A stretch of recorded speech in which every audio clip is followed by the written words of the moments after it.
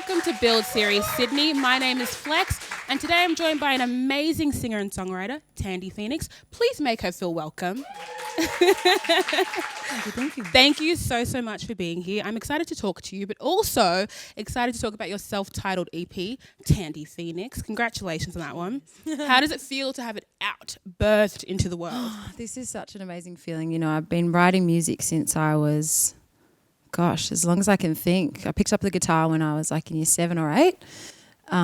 So to finally have a body of work out, it's such a milestone for me and something that I've been wanting to do for so long. So, oh damn, it feels good. One might say you've been working your whole life for this. I've been working my whole damn life. Gosh, when I think about, how to curate an EP, 6 songs that express exactly who you are at this point in time in your music, what are you saying to us? What themes can we hear when we listen?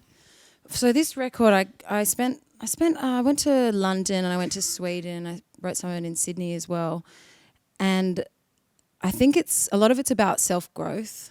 You know, I've been through things in my life and I've shed skins, and it's just about loving yourself and being at a place where you are confident and you feel that you can shine and you feel that you can do anything that you want. You know what I mean? So this EP, it's really me expressing how I'm feeling and giving love back to myself, but also wanting to say that to other people and reminding people that, it doesn't happen overnight. You know what I mean? And the sooner you start, you'll slowly start to see changes, and it just changes how you are as a person. So yeah, this is my labor of love, and it's like about self-love and just, being content and feeling damn good about yourself. Oh, I like that. Has that process of developing self-love been separate from you as Thandi, the individual, versus you as Thandi, the artist? Nah, I think it's funny because my music is just kind of an expression of who I am. I don't have this like facade. When I go on stage, I'm this person, and when I'm me, I'm this. It's just me, and what you see is what you get. So it's been a process, and I think I just put what I'm going through into my lyrics and into my songs. Which is hectic to do that and share so much of yourself with the world, because, in all intents and purposes, they don't know you like that. And then so to have you expressed as you are in the music, it's a lot of pressure. Do you feel that pressure at all? No, not really, because I don't really feel that pressure to be a certain way or do a certain thing. I think part of your journey, it's so important to just do what feels right, and the less you care about what other people are going to think, the more power that you have in yourself and in your path. Yeah. And has self-development as a process and a concept been always so intrinsic to you, or did something trigger that development? I think it was because I was quite in high school and stuff. Like I've always been like a bubbly person, but with my music especially, I was so shy about it. And it was something that I'd do, like if I was going through a bad time, I'd just be like in my room playing guitar, like just getting it out like that. And I hated to like sing to people, or you know what I mean? But it was something that I loved so much. So when I left high school, through high school, I was doing music, but I wasn't like putting it out there like music. That, you know what I mean? And then when I left high school, I started going to gigs, and I started to see people on stage, and then there was that thing, man, I was like, oh, I really want to do that. Pass me the microphone. Yeah, but to do that, there was so many things inside me that's like anxiety, that self-doubt that stopped me from ever being able to do that. Right. So it kind of started from there, and I just learned to be softer on myself. Not everything is going to be perfect. And you need to just push through slowly. So it kind of started when I left high school, and I think that there's a growing pains. When you leave school and you're kind of like, oh damn, I'm out here on my own, and like, what do I want to do with my life? And you realize that you need to be kind to yourself first. Like, yeah. All right. Do you recall the time you first got up on stage as a performer as Thandi Phoenix? What gig that was? What that felt like? Oh. Because I'm imagining that would be a little while ago now, and you've come so like, hello, look at where we are. I think like the first moment, because I was definitely like figuring it all out. I used to just go to jams and throw myself up there. Like it was a mess. It was a hot mess. But you have to be a mess to get great. They don't tell you that. They say practice. I know. Take your time. Just do it. Be a mess first. Just be a mess. Allow it, and then grow from there. But the first time I think I really kind of felt like I was in my own, was when I had my first performance. Would have been like 2013 or something. Yeah, my first like originals performance where I had like a band and I figured out my whole outfit. It wasn't just like I'm getting up here and like what was singing. the look though? Oh, I had this. I went like rummaging at Vinnie's and I had this like tutu. I found this incredible tutu, and then there was like this chiffon pink and orange thing that I found to put on top of it, and then I had a little crop situation. Not much has changed with that. Yeah, so you showed up. I showed up, and that was when I kind of felt like, you know what, this feels right, this feels good, and this is what I want to do. And so you mentioned like obvious themes in the work or in your EP are positivity and self-development and growth. But what is it saying about you as a person? Like what can we learn about you through this that we didn't know before? Ooh, I think that's a great question. Hi. That's what I do. What can you learn about me that you didn't already know?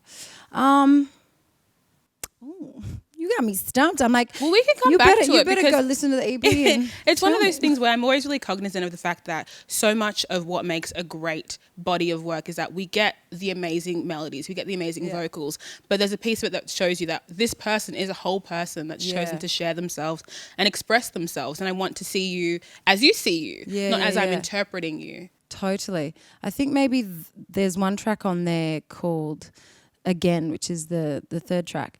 And that song is about, it's a little more vulnerable. And because I think the funny thing is, it's like, to be this, like, just because you are come across as a strong person, and you do, like, I build myself up, but there's still times where you have those, you don't feel 100%. And I suppose maybe people will think from the EP that I'm just this, like, full force, like, all the time, like, I got this.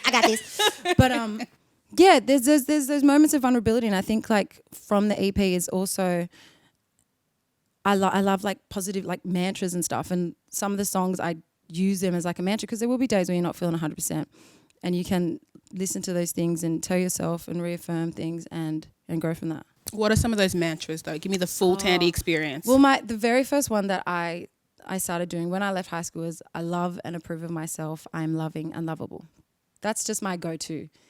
Go to it anytime because it's so simple, and it's such a hard thing though, because it's, if you look at people and you go, but do you love yourself? Because so many of the things that you're doing in your life are proving otherwise, you know what I mean? And it just shows, like, when you come back to that self-love and you go, hang on, this is not serving me, this is not serving my purpose, what the hell am I doing that for, you know what I mean? So yeah, I love and approve of myself. I'm loving and lovable. And at first it was one of those things I was like, what the hell am I saying? I was like, and like look at yourself in the mirror. I was like, what is this shit? Look at her now. You know what I mean? But yeah, that's my go-to.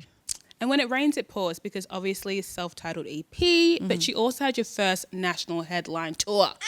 Come on now. That was such a good feeling, honestly, because performing for me now is like, that's it. That's where I come alive. Like, I just want to, if I could do that all the time, every day, I would do that. Who do we talk to? Come on, let's make it happen.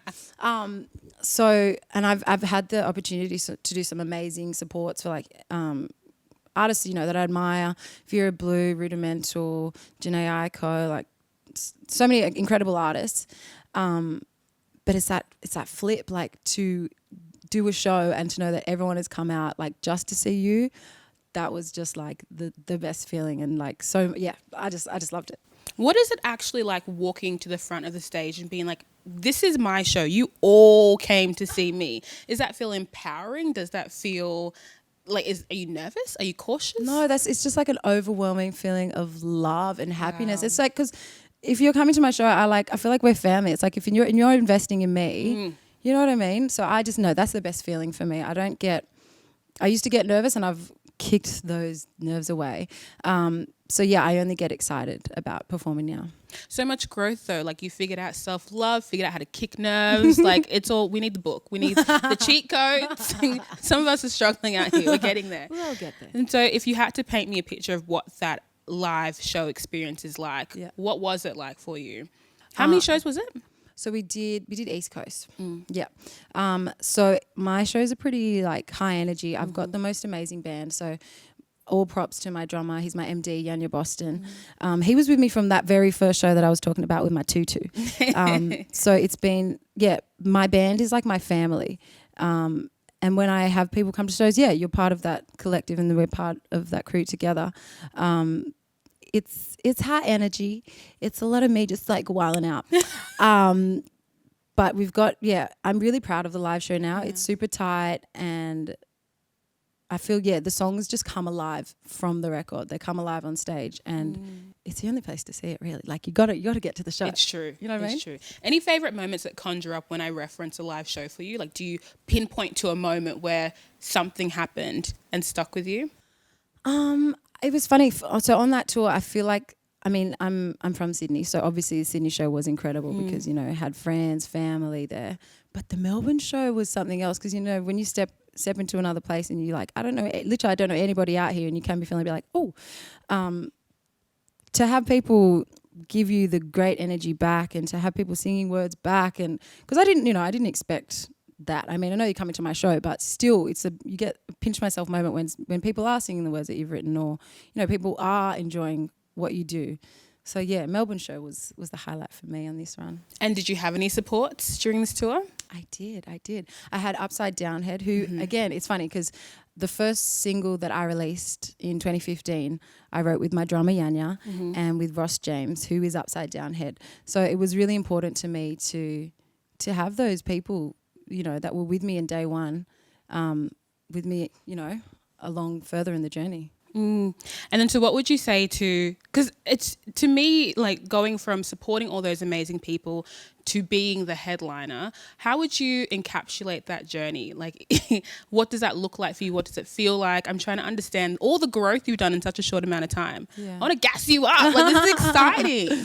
I don't know. It's kind of like if you're going for something, when it feels right, when it feels like you need to do something, I think just 100% back yourself. Like there's no other, for me, I didn't really see any other option. Like, I don't know. Like, I've had my 9 to 5s. I've had, other jobs that weren't, what I wanted to do, but I just kept coming back to it and I just kept. So what it looks like, it's just like hard work. There's so many highs, there's so many damn lows, but it's just about, navigating your way through it. Riding the wave. Riding the wave, 100%. And so you would have essentially spent 6 years writing this EP realistically. It's funny though, because the songs didn't come like, I constantly write, but they were newer songs than anything else. But because I just feel like my writing has grown and developed. So they were the 6 songs that I was like feeling the most and just I thought were the strongest message and sound, and that I just felt the best about. It was hard for me to like cut it down, especially because there were so many other songs, but. Gotta do what you gotta do. Hundreds of songs. Yeah, it was hard. It was hard. But you got it done. And what do you spend your days doing now that you aren't like slaving over this body of amazing work? What do you wake up and do? What do you wake up? Well, recently because it's just come out, I've been, doing all the things to promote it and I've been working on the shows. Day to day though, I've been, I like to go to the gym. Hello. Work out. Get some mind, body, and spirit. Yeah, because you got to stick on it. Because there's times when I just do not go, and then it just keeps going on and on and on. I like to see my grandmama a lot.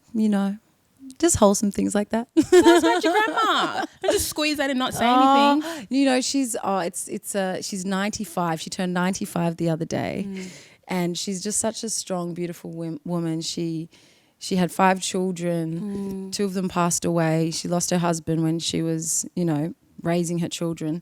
And I've just got such a soft spot for my grandmama. So, and it's especially because of the age she's at, it just makes you, hey, Like, really appreciate every single moment you have. Life comes at you fast, even when you're that age. So You I've know? heard. So I've heard. And is your grandma South African? No, my grandma here is Australian. Yeah. Got it. I would love Yeah. to hear, anytime I get somebody who's also from Africa, I'm like, let's talk about it. Let's me level about on it. that wave. So have you been Yeah. back to South Africa? I have, but I need to get back there real soon. How was It's that overdue. experience for you? Because I know when I went to Ghana, it was like transformative. Yeah. Dots connected, thoughts clicked. I felt so alive in that space, and so aware that I'm just not from that culture, being born in Australia. 100%. What was that experience like for you? It's funny because, growing up here, I've always, stood out. You get it. I've always stood out, and especially because my mum was white and, having a father that's African, people would always be like, where are you from? Like, what is this? I'm like, I'm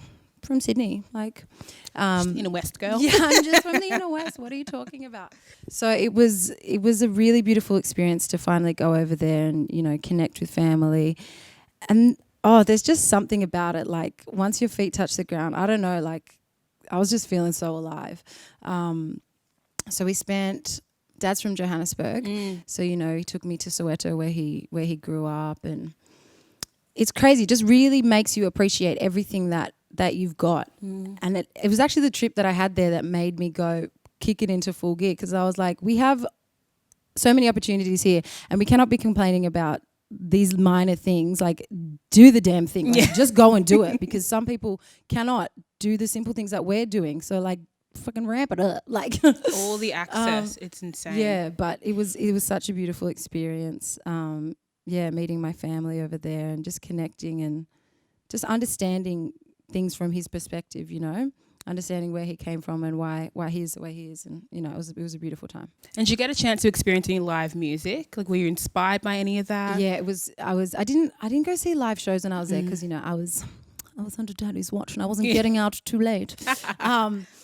But music is everywhere there. Like, people's sound systems were just like cranking, and everyone's just living like their best life. It could not happen in Sydney. There'd be a noise complaint immediately. Absolutely. So it was when I was there that I just started, like, on the radio they were playing heaps of South African house. So I absolutely fell in love with that. And I started experimenting more with house when I came back. Yeah. Sounds incredible. I want to go. We got to plan And also this. I find that, like, even so, music aside, when you get into those spaces, seeing how style influences the way people are, like when I went to Ghana, it's just like everyone's wearing color. Yeah. Everyone's wearing top to toe prints, clashing. Yeah. You're going to the bakery, it's an outfit. Yeah. You're going to the office, it's a look. Yeah. Have you found ways, has that sort of changed the way you express yourself? Because we're out here patterns on patterns. Like, yes, that's not, darling. it's not a common thing. And I'm gonna chalk it down to the fact that we're both African and we can't help but stunt on people. Just stand out. It's so damn true. It's like to be over there. Yeah, it's like they just take it to the nth degree. You know what I mean? Like, and there's no like keeping it hush, keeping it quiet. Like, just be you and be full of energy, full of life, and that's what the culture has over there. And it's so electric and so beautiful. Electric is a good way to put it. Yeah. So we've got a ton of great questions for you, because it's not just about us. Okay. It's about everyone else in the audience who wants to ask you about your life and how you got here. So here we go. So we've got Hannah, and they say, you spoke of the EP being about self-love and giving back to other people. Do you think in the current climate, women are getting better at loving the skin they're in? I think they are, but I think it's also about other people understanding and recognizing that they haven't been treated the way that they should be. People can, it all does start from within. And I'm so happy that women are, understanding that they can speak out if they haven't been treated a certain way. They're understanding that just because someone else wants to treat them a certain way, that doesn't mean that they need to be like that they can pursue anything they want, and they can fight to make a change. We've got Shah, and they say, are you a Louise Hay fan? Where and who taught you about affirmations and their positive impact? It's funny, I actually got it from my mum. She goes to see this amazing shaman called Beverly. And shout out Beverly. Shout out Beverly. And I just started listening to her CDs. her guided meditations, and it was just from there. So thanks Mama and thanks Beverly. How do you know when they worked for you? Because I found that I can't pinpoint when affirmations and manifesting worked for me. Was there a point in your life where you're like, okay, I'm seeing how I am loved and lovable? No, it's just so gradual that I don't think you get that. I don't think I had that aha moment, because it's just, it manifests slowly day to day on, like, with everything that you do. Yeah, so it's a slow build. So just get it, start it. Yeah, and it's tricky because we're so used to looking for direct points of progress. Yeah, like we want it feel, now. Yeah, I want to feel happier tomorrow. Yeah, I want to feel exactly. fulfilled by Wednesday. Exactly. And it's like, no, just like you wait. Yeah. It'll come to you. Gotta keep at it. Absolutely. Penny says, you grew up in Newtown. Do you have any thoughts on the Sydney music scene, where it's headed, and advice for musicians coming up now? Oh, well, it's sad because, when I left high school, venues were still open. I was able to get out there and meet musicians just by being out and performing in the venues permitting for that. The current climate is, it's been a hot mess, but we've been slowly building it up, and I think it's kind of cool now, especially with the internet. You can just put music out there, and you can find your clique or your community quicker. I mean, I love live shows, so I love going to venues, and we've got a long way to go. But just start creating your own spaces. You know what I mean? Like, start having nights. Who cares if it's at your house? Just start create. If it's not there, we just need to create it. So, yeah. Goes back to what you were saying earlier about being in South Africa and understanding that we might not have all the live venues we did before, but we do have resources and opportunities that will permit us to 100%. Do things that others can't. Yeah. So I guess it's kind of seeing that and being a bit more like proactive. Yeah. Proactive and focused also. Yeah. Like, what do you want? Where can you go? What can you actually do? Yeah, and just because it's not there does not mean it cannot happen. Like, make it your damn self. Like, that's it. Just because it's not there doesn't mean it can't happen. Who's writing these down? Who's scribing? Okay. Ooh, Charlie says, what did you take away from working with the likes of One Republic and Rudimental? Yeah, it's cool because it's like, because Rudimental, I loved their work, obviously. Well, not obviously, you don't know that. Obviously. But yeah, I'd been to their shows and, like, I was a fan. And I think it's funny when you have this idea of someone, or, you put them up on this pedestal, and then you meet them and you're like, damn, they're real people too. So it's like, what I've learned is just to work hard, stay humble, and just keep doing it. Keep doing what you love, because they got there the same way, you know what I mean? And yeah, that's what I've learned. Were there any particular things you learnt from working with such industry heavyweights though? Because I can imagine from when you're touring with someone who's local, there are certain things you can relate to because that's also your experience. But being in these huge arenas and these huge stadiums and seeing the work ethic, was there anything particular you pulled away from that? Or does it mirror your current experience? I think it mirrors it, but it's just like on a next level. Like, it all comes down to the same basics, I think. It just depends on the scale of which you're producing things, or that your audiences are. So yeah, I think it's all kind of the same mentality. Which is not really what you want to hear, but it makes sense. Like, start as you intend to finish. It's going to be the same. It's going to be easy to work with. Keep going. 100%. And I mean, it's so much hard work, and there's luck that comes into it as well. But I think, and you see people like that, and you see that they have their core team, their crew that they've been at it with from day one too. You know what I mean? Like Rudimental and One Republic, like they all started together, and they're still doing it. So yeah, it's same methods, just different outputs. Yeah, something about consistency. Yeah, 100%. We've got two more, one from me, one from someone else. This is from Sal, and they're asking that they saw you posted about the abortion laws overseas. What do you think about the whole situation? Is Australia more forward thinking? Look, I'm with you. If I could do the Twitch, the Twitch would be done. Look, America, it really worries me. It really worries me, what's going on in the world at the moment, and just the backward views that are continuously being projected and, through law and being implemented, that forcing people to do certain things. I think we're luckier in Australia that we have the freedom to do those things. I don't know that we're more progressive Yeah, I'm just everything worries me about, you know, politics and the climate at the moment. Yeah, America. Girl, I'm sorry. Yeah, it is tricky though, because it's. I often find it so easy to shine a light on places that are on our own space, because Yeah. you can be more critical, because that's just what we do. Yeah. You know, but you turn the light in, you're like, oh, things need work, but Yeah. we're keeping it on a positive note. I have a question. I'm obsessed with birthdays and growth, and you know what's meant to happen in that cycle of life. And so you recently had your birthday in September. So amazing. Happy birthday to you. Thank you. And naturally within that life cycle of a year, you probably learned a ton of things that changed you from who you are today and who you were then. And so if you could say what it is you did learn, what was it? Ooh, that's a good one. That's a good one. Because I'm ready, like I'm soaking it all up. It's important though, because I don't want to, I mean, we're all out here living. I don't want to do things from scratch. If there's a lesson to be learned because someone else has suffered first, I want to learn it that way. I think it's tricky though, because there is no shortcut, and the only way to learn is through it.